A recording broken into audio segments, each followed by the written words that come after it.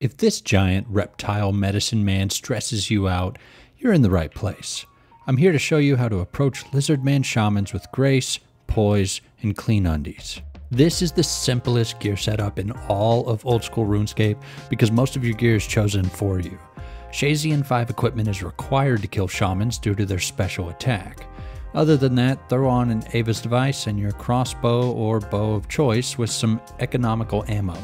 I prioritize prayer to save on prayer potions, but you can swap that with ranged gear if you prefer. If you have completed the Korinth Hard Diary and spoken to Captain What's-His-Face in the caves here, swap out the Shayzien helm with your Slayer helm for a huge DPS boost. Bring several prayer potions, super anti-poisons or better, and a ranging potion or two if you want to speed up your kills. I don't recommend more expensive potions because the drops from these monsters are not great. 5 or 6 pieces of high healing food is all you'll need because you really only need food to allow for mistakes. Make sure to bring high alchemy runes and some teleports out. I'm going to be focusing on shamans outside of the Lizardman Canyon.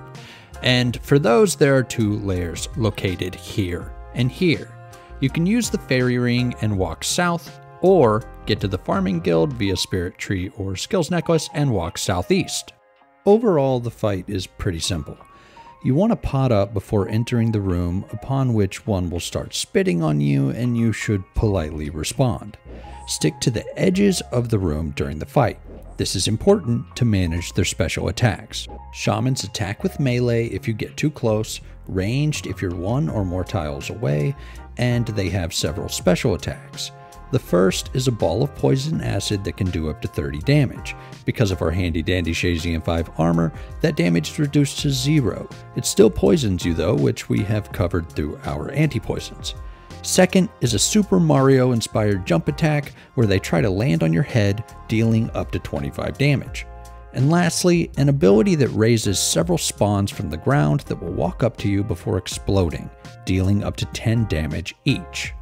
That sounds like a lot to manage, I know, but trust me, there are counters to each of their attacks, which we can get into now. The jump attack can easily be avoided by waiting until they leap and then walking to a different corner of the room. However, a pro tip is that the shamans in this location, commonly called the caves, won't jump if you stay on the edge of the room.